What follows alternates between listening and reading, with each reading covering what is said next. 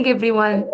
On behalf of Ensemble pour protéger nos enfants, thank you for being here today. Your presence shows a shared care for what matters most, our children, our grandchildren. We believe that schools in Canada should be safe and respectful space where children can learn and grow without pressure or confusion, and where parents remain respected partners in their education. Thank you to our speakers, volunteers, and to every parent and supporter who choose to stand up for children today. Together, we are shaping a safe future for them. Thank you very much. What do I call the gender lie? Isabelle Yeah. will spoke to us about gender ideology. So it has many different names: gender theory, gender ideology, and I tend to call it queer ideology. We speak of a belief systems involving conceptions of human beings and society, and a conception of ethics and human rights. But what is central is that it's a system of belief according to which being a man or a woman is not a question of sex, but a question of gender. And according to which gender should be used as common reference for identifying individuals and categorizing them in all contexts where men and women are separated. Why is that system of belief causing problems? First, I want to present to you three public personalities internationally well known. Here is Matt Walsh. Matt Walsh is a Republican activist, a Catholic, and anti-feminist.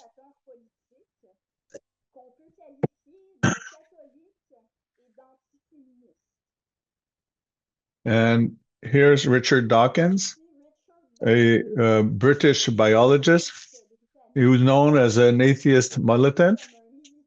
He is against religion, and he's known for his position in relationship to that's why he adopted atheism. And here is Julie Bindel, a radical feminist. What do those three people have in common who they are opposed? Matt Walsh is opposed to the two other for sure. They have something in common, the three of them. They are all aware that the words man and woman, or their equivalents in French, men and homme et femme, have always been used to distinguish humans according to their sex. And the three of them realize that there are excellent reasons for having words that distinguish humans according to their sex. Therefore, they oppose queer ideology or queer ideology. They are therefore what we call gender critical or critics of gender. Where do I want to go with this? To this. When opposition to an ideology succeeds in bringing together a conservative Catholic and an anti-feminist with a militant atheist and radical feminist, it may be that there is not the opponents of that ideology who are biased. Because if those three who are so different can have the same approach, so it's interesting that the three of them are opposed to gender ideology, but the three of them will do it practically with the same arguments. And in opposition to what the media and institutions say, we ask them to inform us on what they call gender. Matt Walsh, Richard Dawkins, and Julie Blindell have listened to and read a lot of discourse on gender, and they have read the discourse on gender, and it's the same thing for many other people. So those to promote the notion of gender will have to admit that there are people who have listened to them and do not endorse their ideas. So this is a thing that exists. What is my journey? What brought me to be a gender critical person? Listen, the main factor is that makes me criticize the gender ideology is what they say. So this started about 10 years ago. I took the course on gender relations and sexuality at University of Montreal, taught by Gabriel Richard. When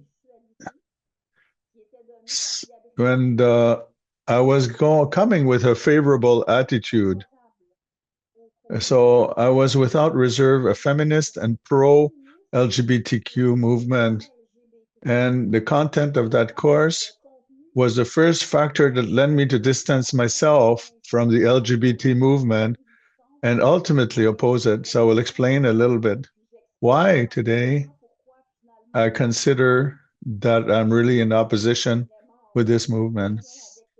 So in the course on gender relations sexuality, there was something on queer theories. That's how it was called at the time. So it was said that society imposes labels like man and woman, masculine and feminine, heterosexual and homosexual, and that queer people are those who reject labels. Reject labels imposed by society. So as soon as I heard this, my first thought was which they call labeling. It's simply the language. We put labels. We establish concepts which we apply to reality. So that's the principle of language. Is the principal way to communicate of humans. So if we want to stop to labeling, we would have to abolish language. And you will notice that simply to call ourselves humans, it is a form of a label as well. And calling yourself queer, it's also another way to label yourself. And after this, I continued to read and listen to queer speeches, pro LGBTQ. Okay, I think you get it. Intersectional feminists, and there's so many letters and that are being added constantly. Some maybe have been added since I started to speak and now. So listen, if there's some letters missing, sorry about that. God damn yourself. So this movement, I continued to follow it. Its development. I continued to listen to intersectional feminists and so on. The more I listened to these queer and pro-gender, the more my first reservation were confirmed. Also, I listened to a variety of critics of gender. I listened to radical feminists. I listened to conservatives, women athletes, sport enthusiasts who was complaining about the presence of masculine gender or sex in their activity. I listened to some gender critical people of all kinds of horizons. So people who are worried about calling yourself man and woman independently of your sex. I noticed that critics of gender ideology, whatever be their path, their discourse is almost systematically more coherent and better established than those of the pro-gender. The attitude is quite different. Gender critical, their attitude is one of wanting to be heard and to hear those who contradict them to answer them. But by contrast, I noticed that a moralizing and intolerant attitude among queer ideology activists. They want to shut up their opponents So if they can, they will shout them down to prevent them to have their conference. They're constantly in injunctions. They seek to exclude socially people who dare to contradict them. They intimidate on the social media.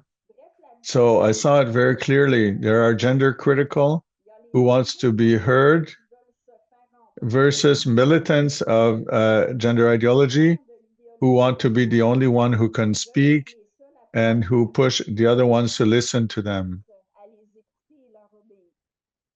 The pretension of promoters of gender ideology uh, is that they criticize the norms, restrictive norms, in order to eliminate other norms, to let them be less restrictive, to in order to establish a certain type of liberty. But that is not what they do in reality. What they actually do is that they demand that existing norms be replaced with norms that they decree,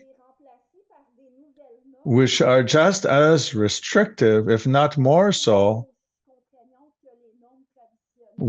and all of this without caring whether others agree with these changes or whether these norms were there for good reasons.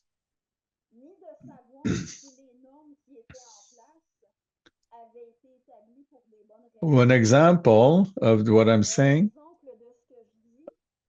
of the objections, their language injunctions on language. The promoters of gender want to impose a new vocabulary. You will notice that if you consult some documents, computer organization on sexual diversity and gender, there's always a lexicon. We change the meaning of existing words. For example, man and woman. We create neologisms and new grammar rules with regards to grammatical gender agreement. The grammatical gender exists. So we say gender is a false concept, but of course the grammatical gender exists. But that's not the same thing as the notion of gender, which we're trying to push forward in gender ideology. I noticed as well that promoters of gender ideology are very strong on doing accusatory inversion. When we refuse to change their language as they prescribe it for imposing their language, so they criticize us to impose our own language. For example, I used the word man and woman in the normal traditional sense. Man is a human of masculine sex, a woman is a human of feminine sex. How many times I was told that I impose my own definitions? Those are not my own definitions. Those are the normal definitions which existed before I was born. So, so the words man and woman, their English translation, male and female, boy and girl, sir and madame, all these words have always been used to distinguish humans according to their sex. And it must remain like this. Why? Because humans give the words to refer to what is important. Humans attach importance to sex, which is why there are words to distinguish humans according to their sex. And the promoters of concept of gender do not have the right to unilaterally decide for everyone that from now on, sex is secondary to gender, whatever gender may be. So we have to know it's not clear. Nor, even if gender was a real concept, wouldn't have to accept that certain words that were used to commonly to differentiate men and women.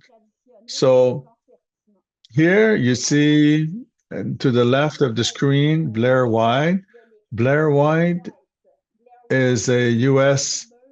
Éplumeuse, I believe, stripper, I think. She is a transsexual, a person of masculine sex. As you see, she modified her body in such a way to look as much as possible to a woman. To the right, you see your speaker, in other words, a woman. Those are traditional terms. Blair White is a transsexual, and I'm a woman. I can hear the people who would like to correct me and who will all take for granted right away that I'm not informed that we do not use transsexual anymore. We shouldn't use this word anymore. If we take the vocabulary of gender of queer ideology, Blair White is a trans woman, and your speaker, me, I'm a cis woman. So it's not because I don't know her, this terminology. I choose to not use it. I have my own reasons for that.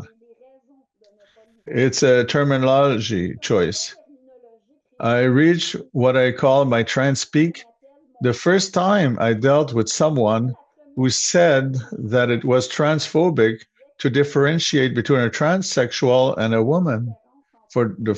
So I imagine that it's worth to explain to everybody what it means to reach my trans peak. You know, me to start with, I was very friendly to the cause of trans persons, and I'm still am. If the person were discriminated because they're trans, and if we refuse a job or an apartment for them because she's a trans person, I will defend this person. We're not allowed to discriminate someone because he's trans.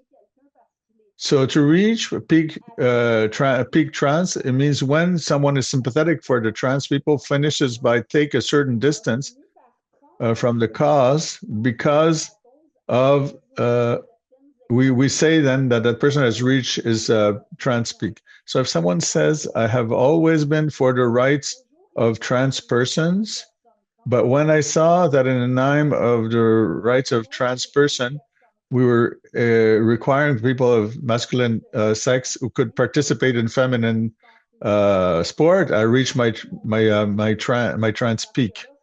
So we have to understand the differences between sex do in such create a situation where we need sports for women only, and because for some obvious reasons. So my trans peak, I reached it when very quickly because as soon as we started to say that it is transphobic to differentiate between a person like Blair White and me, well, obviously there's a difference. So to negate this reality is too much. So we decreed that now we have to use this and word. The main point that I will defend tonight is that gender doesn't mean anything. If gender means nothing, then transgender and cisgender doesn't mean anything either. I will explain as well why the false concept of gender. Uh, I see the difference between a man and a woman, uh, between a person like Blair White, for example. It fills in the difference between a person that's trans and a person that is not. But anyway, even if gender was a real concept, in any case, the words man and woman and others are used to distinguish humans according to their sex, and it remains relevant to make that distinction. If people want to distinguish humans according to another criterion, they can do so with other words because words man and woman are already been used. So I invite you to not let yourself be manipulated by arguments that are used to determine that sex doesn't matter and that it's gender that matters in society. It's quite common to hear uh, militants for gender ideology say, in fact, sex doesn't matter in most interactions because they don't involve the genitals and you can't even see them anyway. And it's not often they will try to say, to stop their speaker by saying, you're obsessed by the genital parts of the other, you're very intrusive. Then again, they will say that the only interaction is that sex is only important when you want to reproduce. So already the concern of reproduction, I think that we can go forward without too much concern to be wrong, that the reproduction is important. So that's normal to accord importance to the difference between sex. Even when we're not trying to reproduce ourselves, sexual dimorphism extends, it's not about having a penis or a vulva. The whole body is different. The sexual dimorphism extends to the whole body, and there are also psychological and behavioral differences, and which shows that there are different ways to behave according to the sex. There are many interactions in which the sex of people involved matters, and therefore it must be able to be named and taken into account in the ways we act. The concern for truth is reason enough. When we ask, people ask me, we shouldn't have to constantly justify ourselves. Why do I say what I say about people like Blair White? We don't need more reasons than this. All the other reasons that we could invoke, for example, the problems in sport or in restrooms, everything comes from this. The concern for truth is fundamental. We shouldn't have to constantly justify ourselves for not wanting to confirm something that isn't true. Even in interaction where people's sex is irrelevant, it is legitimate to refuse to say that a person is of a sex that they are not. And those who want to say that it's an intolerant person, tolerance means to let people act the way in different ways. It doesn't mean to confirm things you do not believe in. It doesn't mean to confirm false things. We say that we deny gender ideology. Is it important to recognize the identity that people give themselves? Is it important to give or to recognize how people identify themselves? Yes, it's important, but it doesn't go beyond the concern for truth. What I'm concerned about is if we have to choose between validate reality and validate the identity of someone, reality must take precedence.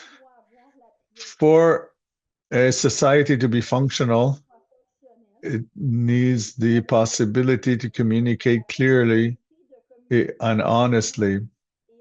The well-being and equity and fundamental rights, it also depends on the concern for truth and of a clear and honest communication.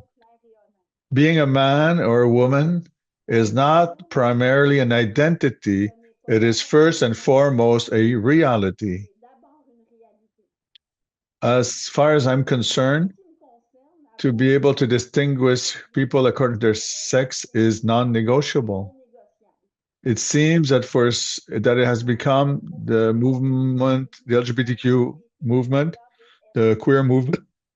And from their point of view, to say that there's no difference between a transsexual or a trans woman and a woman.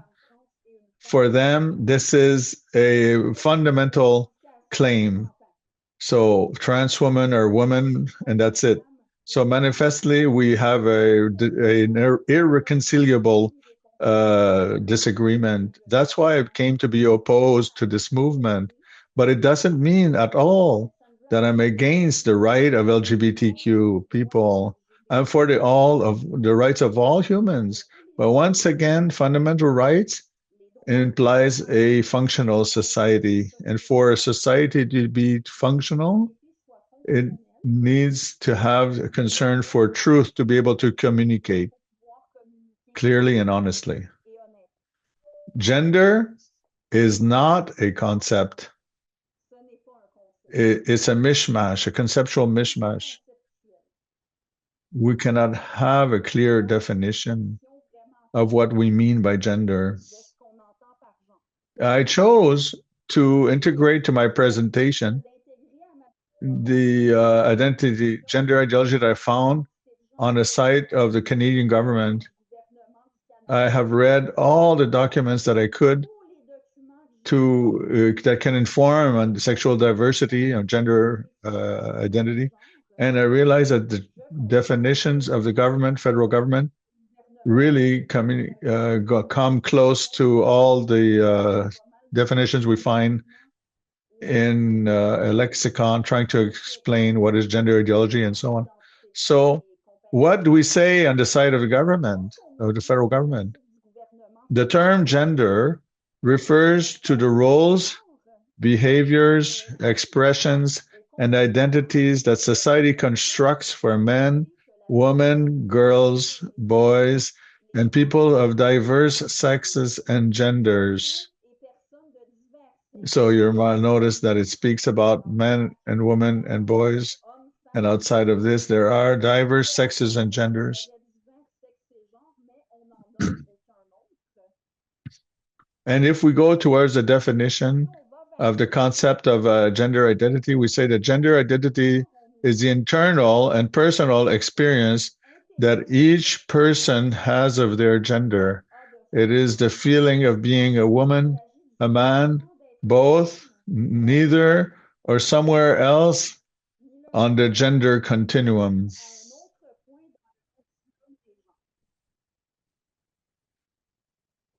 So, just with this, uh, we don't know if gender is a collection of norms related to men or women, norms that we impose in a more or less constraining way to men or women, or if gender is the fact of being a man or a woman. Is gender femininity and masculinity, or is it being a woman or being a man? Because those are two different things. And I found interesting to integrate as well the definition of the word sex that I found on the page, that's on the same page. The term sex refers to a set of biological attributes found in humans and animals. It is primarily related to physical and physiological characteristics such as chromosomes, gene expression, hormone and levels, and reproductive anatomy. Sex is generally described in binary terms, female or male, but there are variations in the biological attributes that define sex in the expression of these attributes. So, being a man or woman is a question of sex or of gender. This confusion, we find it systematically or in the lexicons that are supposed to inform us on sexual diversity and gender diversity. As far as I'm concerned, I think I was clear. To be a man or woman, it's a question of sex. A man is a human of masculine sex, and a woman is a human of feminine sex. That's the meaning of those words. Not the meaning that I chose, is the common sense, common meaning. So there's many other problems to address. The definition of gender identity is circular. The we say is the gender to which a person identifies. So it comes back to say gender ideology is a gender ideology. We're not doing much better. And the sentiment of feeling like a woman or feeling female means nothing. You don't like, you don't feel like you're a woman because it's an anatomical reality, not a feeling. So we know we are one according to our anatomy. To make this false concept of gender even more confusing, we entertain confusion with the sense of gender, grammatical sense of gender. But in grammar, there's a definition in grammar. You see, while I'm talking to you, I have a glass here, a green glass, and when then here in a white cup, those inanimate objects do not have a sex, neither a subjective identity. Richard Dawkins, which I showed at the beginning, is a man. He's also an intelligent person, or in French, une personne intelligente. So gender and masculinity remain intact, even though we use the feminine here for personne. In French, personne is feminine. Me, Annie-Ève, I am un professeur strict. So professeur is masculine in French. So me as well, my sex remains intact, as well as my femininity. The grammatical gender does no direct communication connection with sex nor identity. Is gender is genre in French a translation of the English word gender? Not really. It was noticed that gender in English is commonly used as a synonym for sex. My gender is female, for example. It's totally normal in English. The word gender comes from Greek genesis and the Latin genus, from which several other English and French words derive that have very clear connection to sex, such as generate, engender, and genital. In this case, the link with sex could not be more clear.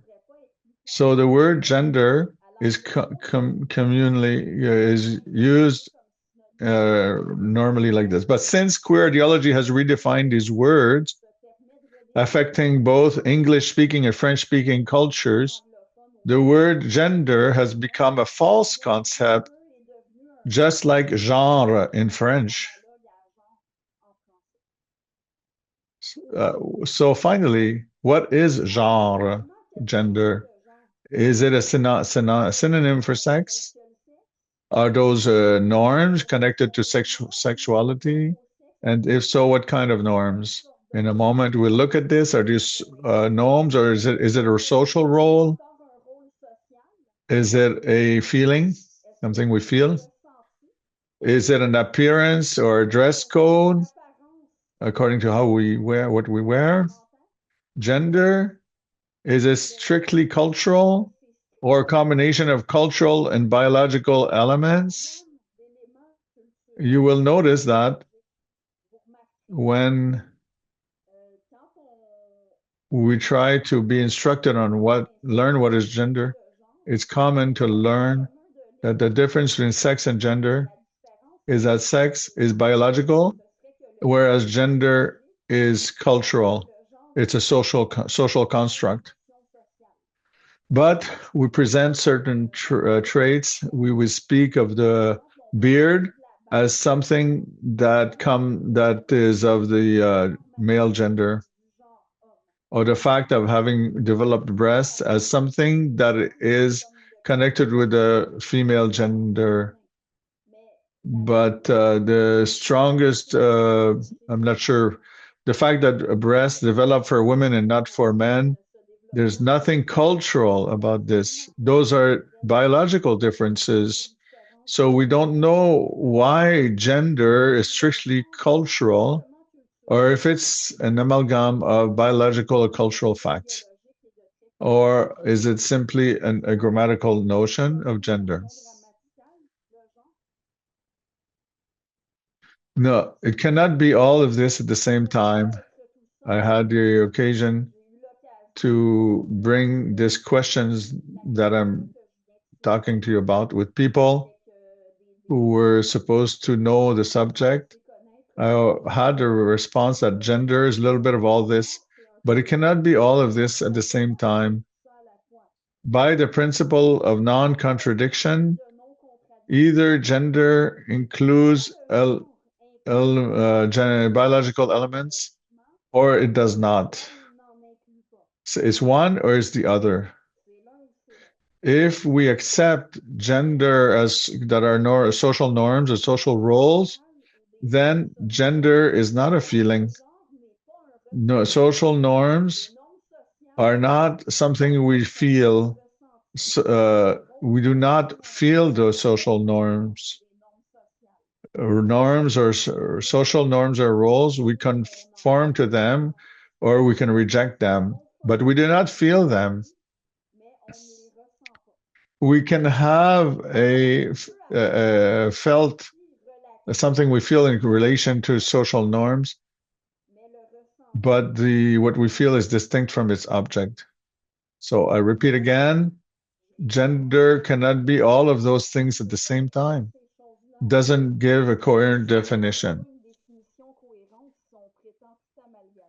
And if gender are norms, if there are norms of femininity, what types of norms are we talking about?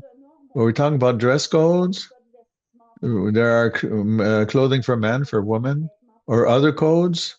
Are we talking about social conventions or moral standards? Those are not the same thing.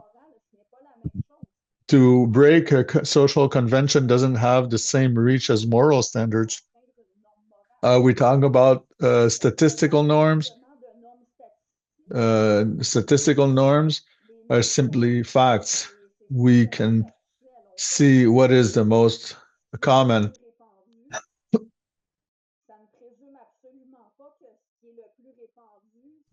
Is gender stereotype and masculine and feminine stereotypes.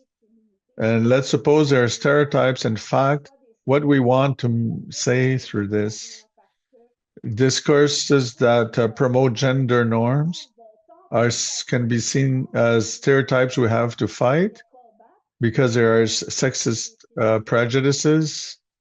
But other times they will talk about stereotypes, gender stereotypes, as something that will appropriate, to which we will confirm to affirm our gender identity. So gender, finally, is it a something to fight against, or is it part of our identity? So if there are préjugés, then it's negative. If there are elements to which we identify, then it's positive. Though it cannot be both at the same time. The big the So the big problem is that it joins everything and it throws confusion on those distinctions instead of helping us. Here I come back again to an argument that we hear from queer activists that to say that in society sex doesn't matter as gender. So we see again Blair White, that I introduced to you before, and Samantha Lux. She's another transsexual. Why include both? Because Blair White is a rather conservative, whereas Samantha Lux is a left wing, more from the left. They don't have the same mentality, but there are two trans person. To be a trans person is a characteristics. It is not doesn't mean that you adhere to a certain political view. So they so people who have finished their transition, for example, Blair White and Samantha Lux, they would say, if you look at them, you see a woman. And these two women has a feminine presentation like me. But if we follow this kind of argument, then gender would be an appearance that includes clothing style. So finally, what makes it that Blair White, Samantha Lux, and me, we are women, is because we conform to certain standards. We have long hair, we wear a lot of makeup, we wear feminine clothing. As those two people, I like to be taken in picture to show my feminine presentation. If that is what makes us a woman, then Julie Bindel is not a woman.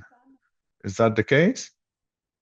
Of course, promoters of gender ideology don't want to admit this interpretation, but that is a logical extension of that thinking.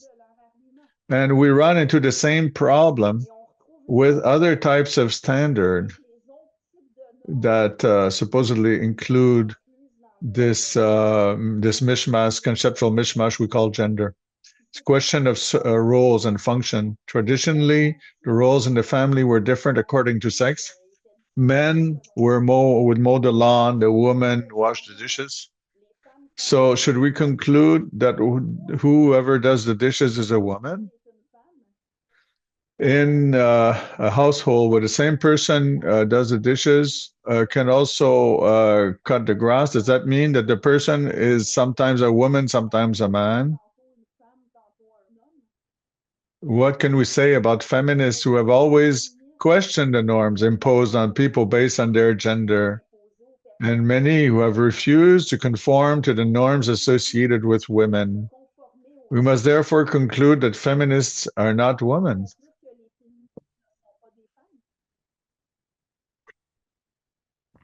What proponents of gender say in response to this, of this thesis that being a man or woman is a matter of gender, they will resort to accusatory reversal. So they say, but for me, in what I just said, I only took the criteria that no promoters on gender notation had gender views has used. But when confronted to this, they will say that the identity that someone is man or woman is not dependent on their relationship to social norms of masculinity and femininity, even though they have previously claimed the opposite. So then, what is gender? So you're going to say that the gender is the one she claimed to be hers. See, someone says she's a woman, she's a woman. Someone identifies as a man, it's a man. If someone identifies as neither one or the other, she's a non-binary person, it's a non-binary person. So gender is a question of what the person says. This brings three problems. First, that if a person equates saying or believing, when we want to know to whom we're dealing with, we want to know to whom we are truly relating with. We don't want to know what the person believes that person is. Secondly, to assimilate the fact that we are something, to believe sincerely that we are something, and between that and being it effectively, it would be ignoring that a human can make a mistake or even can lie. We cannot equivocate that we feel like something and truly being. Third problem, transsexuals who norm their actual sex. For example, Blair White, she says openly in her videos on YouTube that she's not a woman. She recognizes that she is a man. And to the right, you can see Marcus Dibb. who is also a YouTuber, who's rather conservative. Marcus Dib, she's a person of feminine sex who modified his appearance through hormone therapy and surgeries in order to resemble as much as possible to a man. But he says it openly that he's still biologically a woman. To say that the gender of a person is the one that person says is his for people of gender ideology, according to Blair White and Marcus Dibb, they say that she's a woman, he's a man. So then they have a problem because they have trans persons who identify themselves according to their biological sex. Now, if we want to say that it's important to distinguish, to make a distinction between sex and cultural norms of masculinity and femininity, if we say that it's important to, there are people that are atypical for their sex, some people that are not comfortable with their sex, we add all the necessary vocabulary to distinguish this. We had words to distinguish humans according to their sex, man and woman, boy and girl, etc. We could describe as masculine what is statistically more prevalent in men than in women, and as feminine what is statistically more prevalent in women than in men. Well, and it's been a long time that we know that a man can have feminine traits and a woman can have masculine traits. We had more specific words for the different ways of conforming to the norms of masculinity and femininity, uh, different ways that a person can appropriate those norms, or on the contrary, of breaking or rejecting them. And we could discuss whether the norms of masculinity and femininity were culturally or biologically determined, or both. Let's go now with traditional language. How to determine according to traditional language. Here's a woman, your speaker tonight. She's a woman. And Blair White is a transsexual. Samantha Lux is another transsexual. Are transsexual women? Some people will say you have to ask according to the trans person. And of course, it will say the more, if a trans person, if they say she's a woman, we have to respect their identification.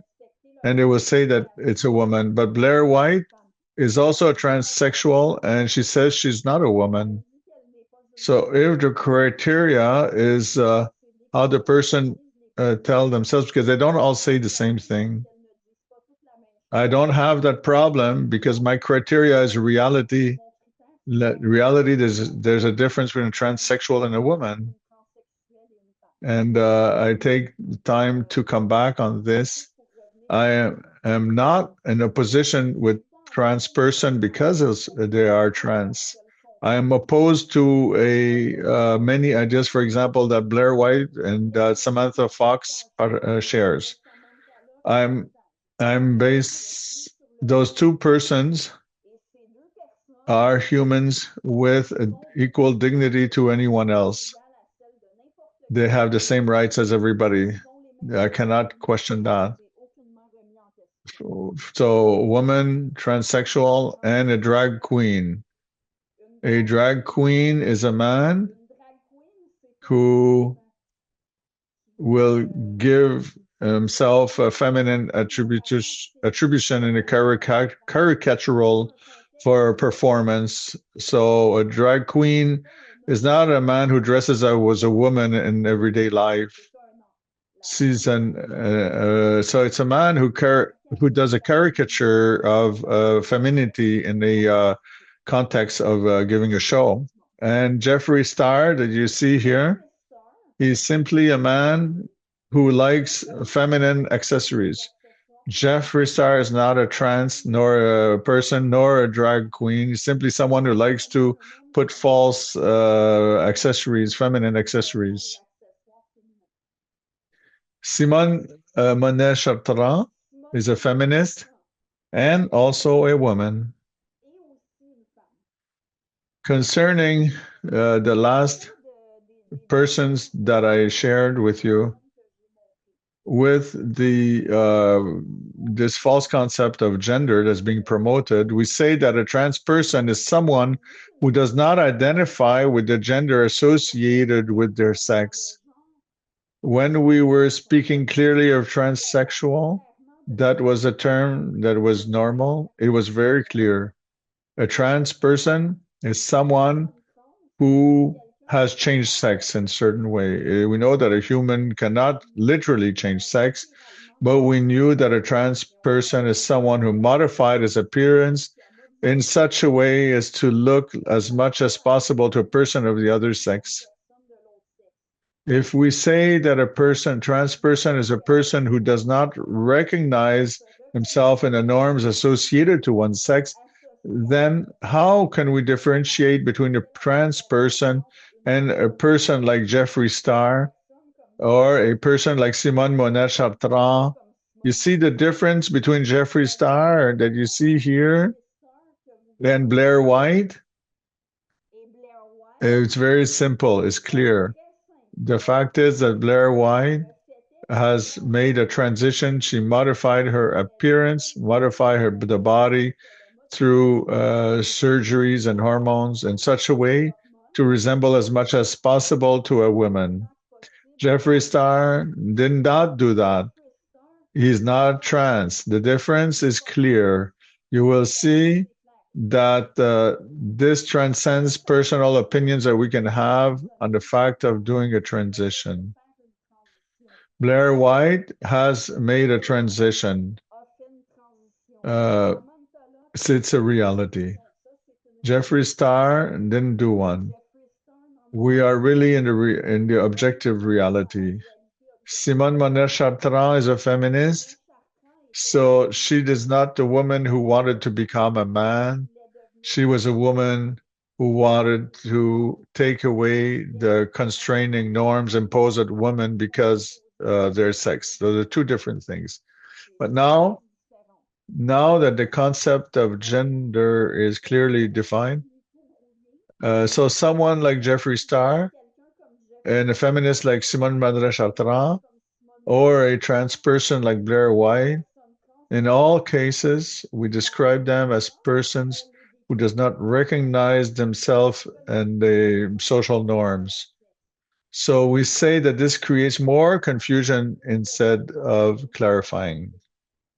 And to continue with all of this confusion of this concept of gender, these persons that I showed to you since I started this presentation, how can we categorize them with this gender system?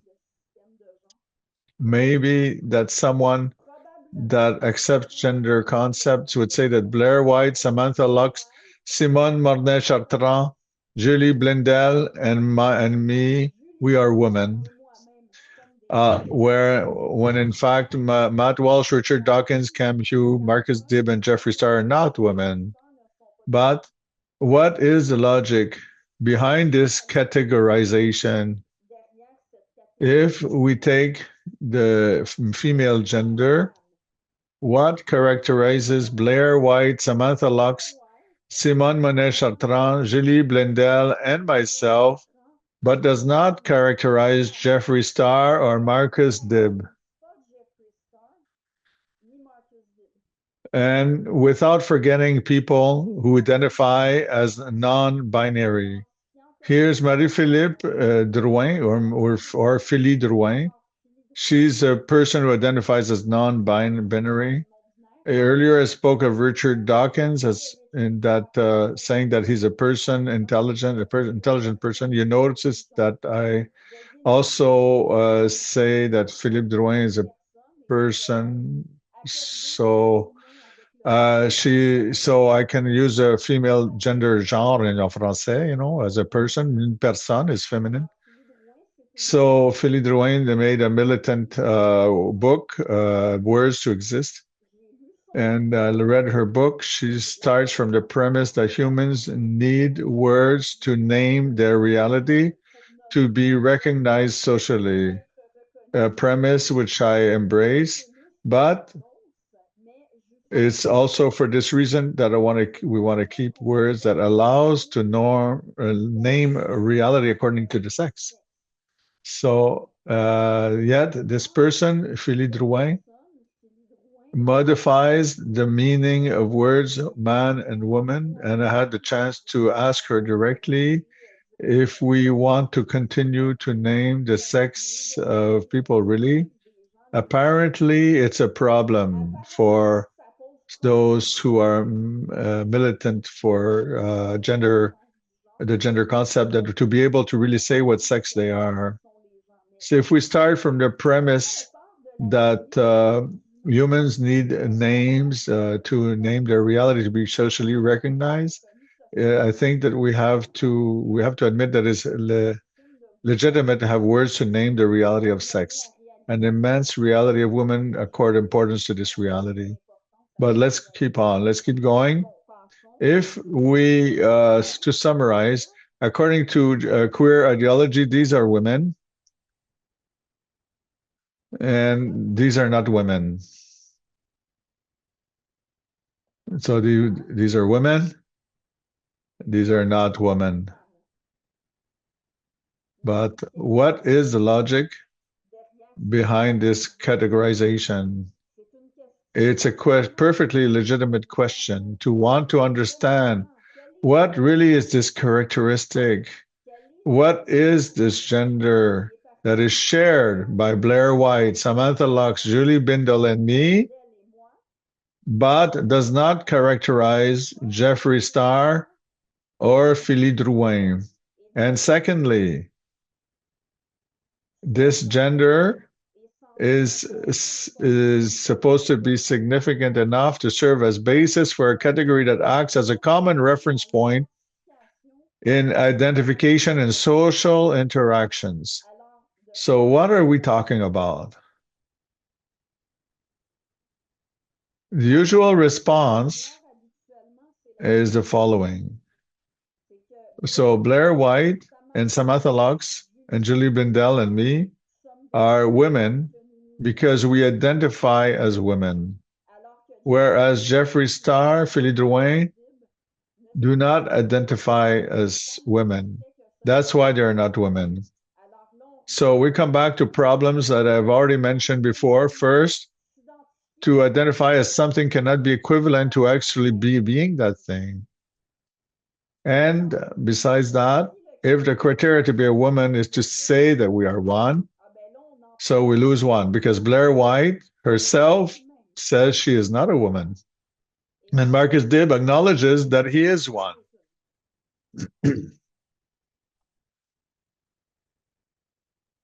So I has so many different meaning in gender. As far as I'm concerned, we have to conclude that gender is a false concept.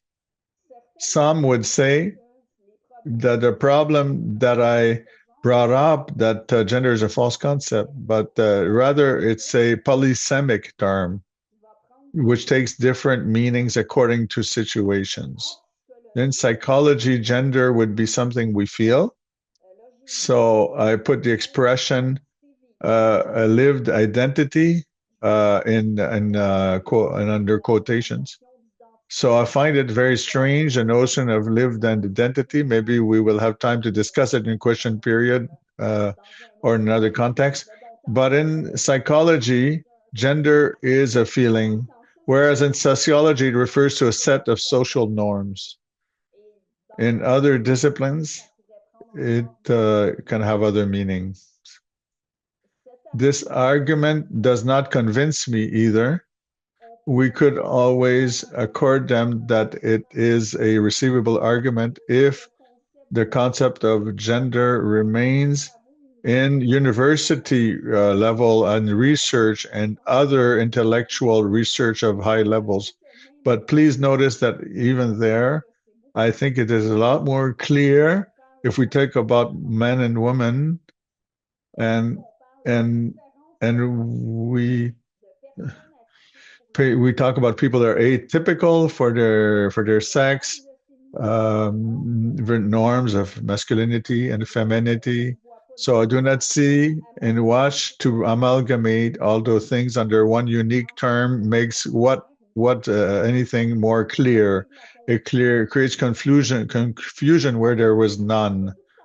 But at any event, to say that it's a polysemic term that changes sense, meaning according to discipline is not a valuable argument for the good reason that those who promote the concept of gender do not want to keep this concept in the university and research.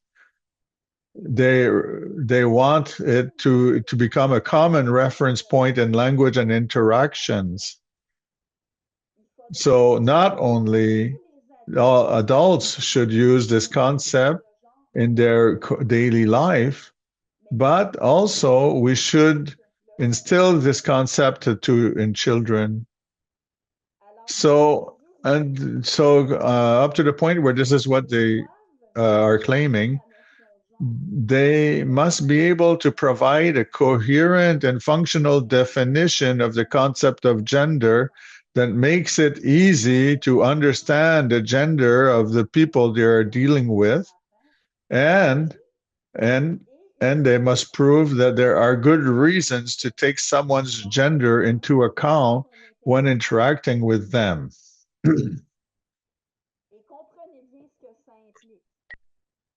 And please understand what this means. They do not want simply to replace gender in our daily life. They want to replace the traditional categorization based on sex that exists by a categorization connected with gender, based on gender. So it means that in all contexts where the difference between the sexes is traditionally taken into consideration, they must demonstrate the pertinence of gender. This means that they must therefore demonstrate the relevance of gender, for example, in sports, in health, in the restrooms, and in romantic and sexual relationships. So this showing that this is more important than sex. This has been largely explained. In sports, the difference between sexes, there's a clear difference between sex for a physical capacity to be involved in a sports activity. Concerning the health, according to the sex that we have, the sicknesses that we can have and the way to heal are not the same. Concerning restrooms, we can think of modesty around people of the opposite sex, and also for safety concerns for women. And concerning romantic and sexual relationship, the majority of people are attracted by only one of the two sexes. So, what is the pertinence that gender can have concerning sport? Uh, we can difficultly see what relevance one league for people who wear skirts, another for people who wear pants. That seems a very difficult approach to defend. It makes no sense. Try to imagine someone who wants to go on sports activities. The person that filled the form says, "So I have to know in what league to register you. Do you in the house? Are you the person who does the dishes or the person who cuts the grass? In which field do you work in? Because those who work in carpentry, we put them in the masculine teams, and those who in preschool, we put them in the feminine teams. You see that it doesn't make sense, right? Sport teams based on what types of social norms. If gender is something that we feel, so clearly that what we feel doesn't mean much with sport. as so it is the bodies, not identities that matter. So clearly, no matter what meaning we give to gender, there's no pertinence to this in sport. Does gender have a pertinence in health? Well, once again, difference between sex matter in healthcare. A transgender, transsexual person, her sex must still be taken into consideration by the Blair White could have, I don't wish it, obviously. Blair White could have prostate cancer. Me, that's impossible. I cannot have that.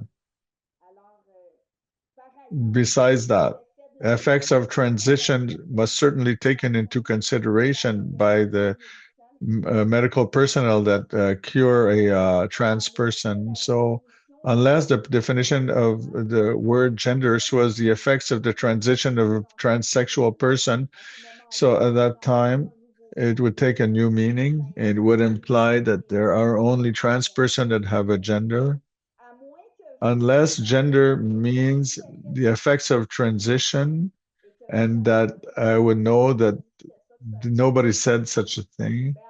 So gender has no importance in that, and but sex is important.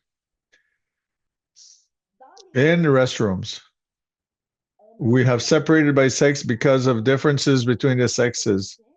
So the separation is justified. Should we make adjustments? Let me show you Blair White again. So you see her here, the left of the screen. We understand very well that Blair White could be in danger if we told her to use vertical toilets for men. But if we have to accommodate trans person in order for them to be able to use restroom and all the while being comfortable and secure in security, I'm not opposed to it. I agree we have to find a way to help. But this doesn't mean that the adequate solution is that everyone can go to the restrooms that they want, regardless of gender separation, because this separation exists for good reasons. And now, in romantic and sexual relationships, some say that gender is the appearance, including the way we dressed. So of course it has a certain importance in romantic and sexual relationship. The same concerning the other norms of masculinity and femininity. The way that a person presents herself and that a person acts, it plays a role in the way, but it remains that sex is at least as much important, if not more so. And that on that subject, the injunctions imposed on others, we on language, on the way in which we speak, that we identify ourselves. I was saying that militants for the notion of gender impose a new definition for word. Not only do they redefine words, man and woman, but now to be heterosexual, it no longer means to be attracted by the opposite sex. But being attracted to a different gender. And we have also a new definition also to the concept of homosexuality. It wouldn't be attracted by someone of the same sex, but be attracted someone by the same gender as myself. So we saw the word lesbian to be redefined. It's not a woman attracted by another woman. It's a non-man attracted by other non-men. And it would have to be that the persons that are attracted by to women, since the trans woman, people like Blair White and Samantha Lux, we should recognize them as women So otherwise, we would be transphobic. So all the people who are attracted to women, heterosexual men, or lesbian or bisexual, should be attracted by someone like Blair White and Samantha Lux. Otherwise, you are transphobic. A man that would be in couple with a person of feminine sex but saying she's non-binary will not be allowed to say that he's heterosexual, because doing this he would deny the gender identity of his partner. So you see that this promotion of gender ideology, the words that they use to describe the self as logical explanation for the characteristic and identity of others. And I will now conclude with this.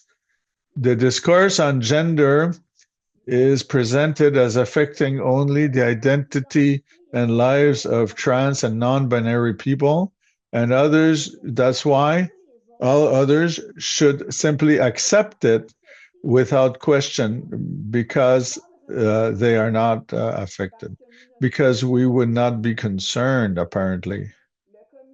The Comité des Sages, on the question connected to gender ideology, how many politicians, of intellectuals, and of militants said that it should have been trans person and non-binary who would sit on the committee, because it would be trans person and non-binary that are concerned. But however, their basic premise is in it that everyone has a gender identity, and actually, in reality, the discourse of gender has implication for everyone's identity and for interactions that involve anyone. In consequence, everyone is affected, and everyone should be able to talk about it clearly, honestly, and freely.